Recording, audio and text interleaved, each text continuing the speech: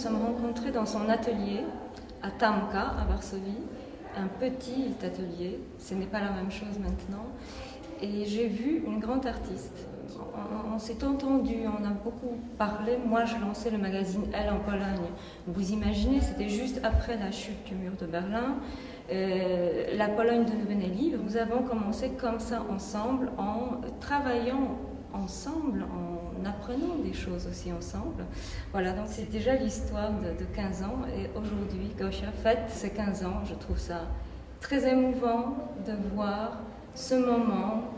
Et je lui dis tout le temps maintenant ici, délecte-toi, arrête-toi, réfléchis, regarde. C'est quelque chose d'extraordinaire de se dire que voilà, les talents n'ont pas de frontières et on peut maintenant commencer la nouvelle étape de sa vie d'artiste, de montrer ses créations. Regardez ici toute cette rétrospective, montrer à ceux qui sont habitués aux autres créateurs ici à Paris, mais si on montre à Paris, on montre au monde. Elle sait sublimer les femmes et en même temps, ce que je trouve très émouvant dans sa façon de travailler, dans son expression, c'est quelqu'un qui raconte ses émotions.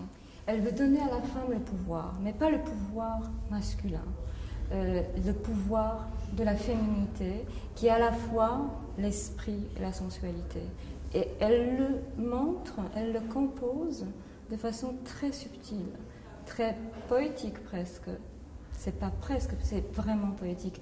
Donc c'est ça, je pense qu'elle sait sublimer la femme et montrer sa force qui est justement ce lien extraordinaire entre l'esprit, l'intelligence et la sensualité. La collection de cette année, inspirée des années 70, où il y a un jeu avec le kitsch, avec le folklore polonais, donc il y a cet humour, cette provocation.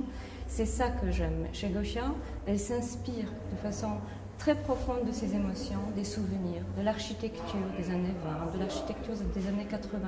Elle est extrêmement ouverte et elle sait vraiment raconter l'histoire et la partager avec les autres. Donc, c'est vrai qu'elle a une personnalité qui est très touchante, elle a une âme slave, elle est pleine d'émotions et c'est peut-être une valeur en plus, quelque chose qui peut émouvoir les Parisiens.